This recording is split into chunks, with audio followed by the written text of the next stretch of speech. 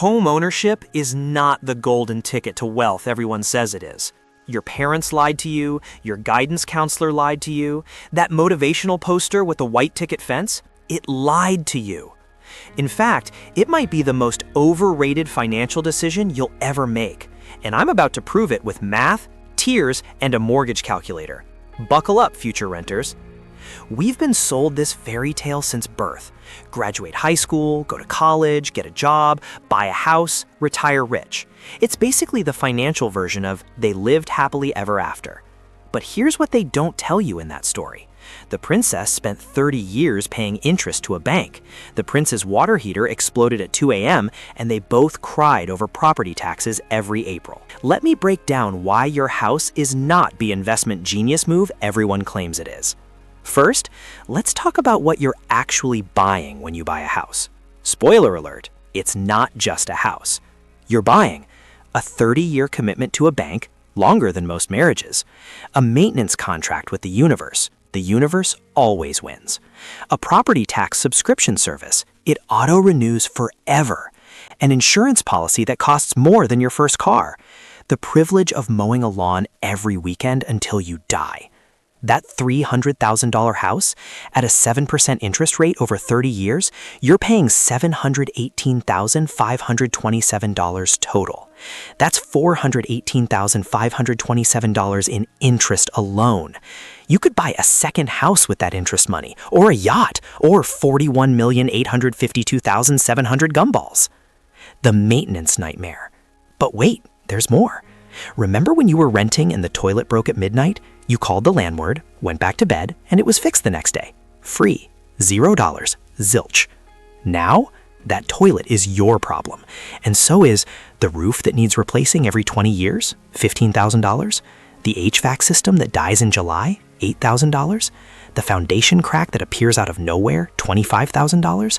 The water heater, the electrical panel, the deck, the driveway, the gutters, the everything.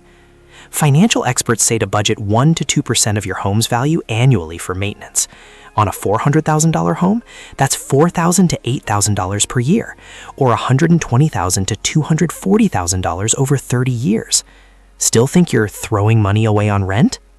The flexibility tax. Here's another fun fact. Houses are about as liquid as a brick because they're made of bricks. Get it? I'll see myself out. Got a dream job offer in another city? Cool. Time to list your house, pay 5 to 6% in realtor fees on the entire sale price. Hope the market isn't tanking, coordinate showings while living in chaos, pray the inspector doesn't find that small issue you've been ignoring, wait 30 to 90 days to close, move anyway and deal with it remotely. That's 6% commission on a $400,000 house. That's $24,000. You could rent a nice apartment for 2 years with that money.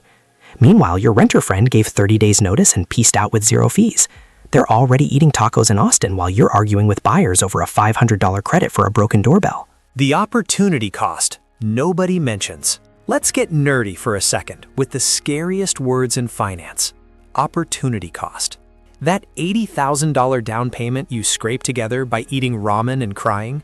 What if you'd invested it in the stock market instead? The S&P 500 has averaged about 10% annual returns historically. That $80,000 invested for 30 years at 10% returns compounds to, wait for it, $1,397,413. $1.4 million. But you put it in a house instead. Sure, your house might appreciate, but after you subtract all that interest, maintenance, taxes, and insurance, the real returns look a lot less sexy, often around 3–4% annually at best. You traded a potential millionaire retirement for the privilege of owning a garage. But wait, plot twist. Now, before you cancel your mortgage application and commit to renting forever while your parents disown you, here's the actual nuanced truth. Homeownership isn't overrated for everyone. It's just overrated for where you are right now. Here's when buying a house actually makes sense. You're staying put.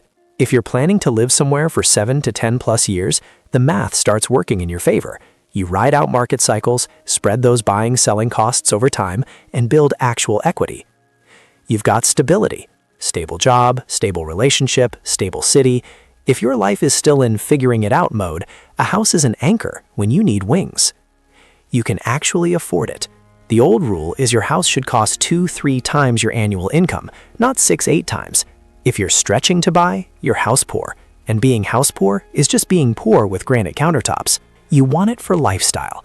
If you genuinely want a yard for your dogs, space for your hobbies, and the freedom to paint walls neon green, cool.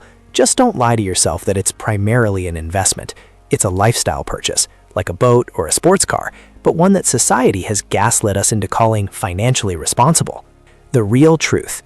Here's what the adults in your life got wrong. They confused homeownership worked for me with homeownership works for everyone. Your parents bought houses in 1987 when they cost $89,000 and a salary of $45,000 felt like wealth. Now houses cost $450,000 and salaries are $65,000. The math changed. Renting isn't throwing money away. It's buying flexibility, freedom from maintenance, and the ability to invest your capital elsewhere. Buying isn't building wealth automatically. It's a highly leveraged, illiquid bet on one asset in one location. Both can be smart. Both can be dumb. It depends on your life, your goals, and your numbers.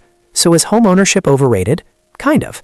It's certainly overprescribed as universal financial advice, when it should be situational financial advice. Rent guilt-free if it fits your life.